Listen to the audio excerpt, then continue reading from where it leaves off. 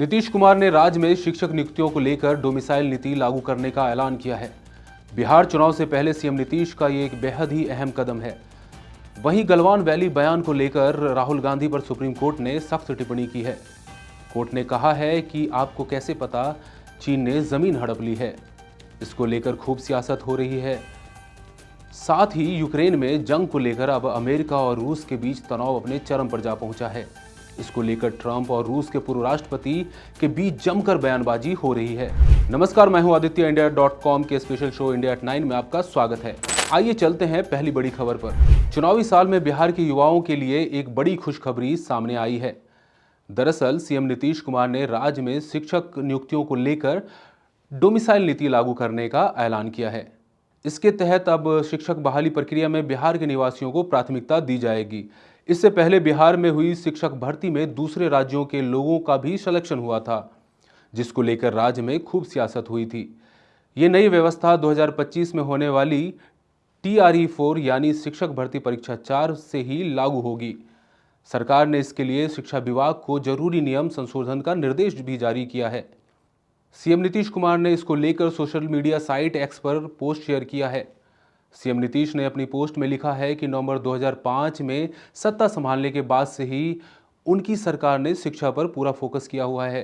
हजारों शिक्षकों की बहाली हुई है और अब स्थानीय युवाओं को प्राथमिकता देने की दिशा में एक बड़ा कदम उठाया गया है। आपको बताते चले कि शिक्षकों की बहाली में बिहार के निवासियों को प्राथमिकता देने के लिए शिक्षा विभाग से संबंधित नियमों में बदलाव लाने के निर्देश जारी कर दिए गए हैं। इसे TRE 4 से ही लागू किया जाएगा। साल 2025 में TRE 4 और साल 2026 में TRE 5 का आयोजन किया जाएगा। TRE 5 के आयोजन से पूर्व स्टेट का आयोजन करने का भी निर्देश जारी किया गया है। बिहार चुनाव से पहले नीतीश कुमार का ये एक बड़ा सियासी दांव नजर आ रहा है। अब चलते हैं दूसरी बड़ी खबर पर। कांग्रेस नेता राहुल गांधी ने भारत जोड़ो यात्रा के समय कई ऐसे बयान दिए थे जिसको लेकर उन दिनों खूब विवाद मचा था। कुछ बयान तो ऐसे थे जिसको लेकर आज भी विवाद जारी है। इसमें भारतीय सेना से जुड़ा बयान भी शामिल है। राहुल के इस बयान को लेकर भारतीय सेना ने सुप्रीम कोर्ट का दरवाजा खटखटाया था। फिर कोर्ट ने इसकी सुनवाई शुरू की। इस दौरान कोर्ट ने राहुल को जमकर फटकारा है। कोर्ट ने कहा है कि आपको कैसे पता चला कि चीन ने 2000 वर्ग किलोमीटर की जमीन हड़प ली है। अगर आप सच्चे भारतीय होते तो ऐसा कभी नहीं कहते। वहीं राहुल गांधी की ओर से पेश हुए वरिष्ठ वकील अभिषेक मनु सिंघवी ने कोर्ट में दलील दी थी कि कोई विपक्षी नेता अहम मुद्दों को नहीं उठाएगा तो ये एक दुर्भाग्यपूर्ण स्थिति होगी। इसके जवाब में कोर्ट ने कहा था कि राहुल को अगर कुछ बोलना है तो वो संसद में बोले, सोशल मीडिया पर नहीं।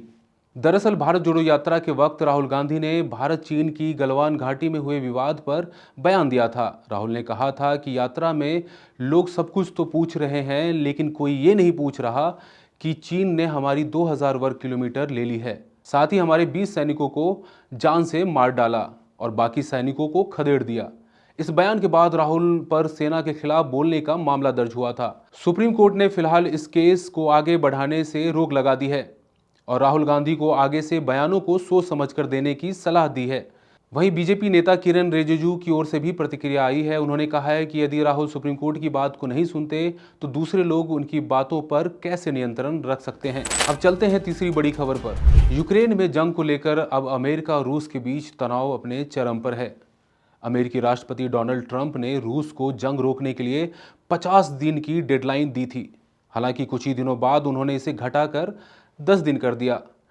ट्रंप के बयान पर रूस के पूर्व राष्ट्रपति डिमित्री मेदवेदेव भड़क उठे और उन्होंने इसे युद्ध की ओर ले जाने वाला कदम बताया है। डिमित्री मेदवेदेव के बयानों ने ट्रंप को भी नाराज कर दिया। इसके बाद उन्होंने रूस के पास 2 परमाणु पनडुब्बियों को तैनात करने का आदेश दे दिया। आइए इस घटनाक्रम के बारे में विस्तार से जानते हैं। डिमित्री मेदवेदेव ने हाल ही में सोशल मीडिया मंच एक्स पर किए गए अपने ट्वीट में कहा है कि ट्रंप रूस के साथ अल्टीमेटम का खेल खेल रहे हैं। 50 दिन, 10 दिन। उन्हें 2 बातें याद रखनी चाहिए। एक कि रूस इजराइल या ईरान नहीं है और दूसरी कि हर नया अल्टीमेटम एक खतरा और एक युद्ध की ओर का कदम है।